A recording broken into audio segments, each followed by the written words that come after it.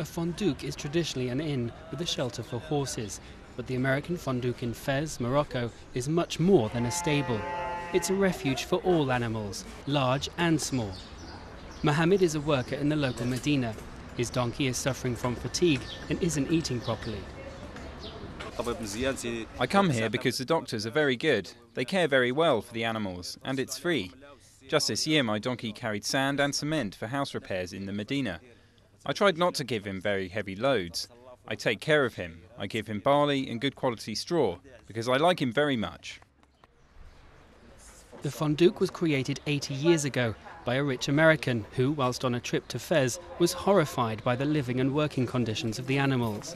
The narrow streets of the ancient Medina are too small for cars, so donkeys and mules remain the most common form of transport.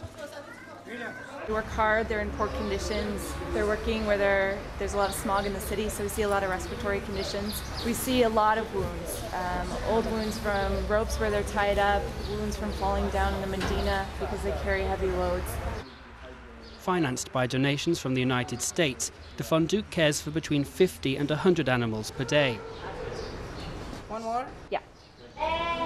A team of around 10 people provide treatment and offer advice to the owners. A modern lab and X-ray equipment allow them to make a swift diagnosis. We try to teach people what's good practice and what isn't. But when you see the conditions in which they live in the Medina, you can't expect too much because these people are struggling to make a living. And that's what the fondouk is all about. It's really a project for people, but through their animals.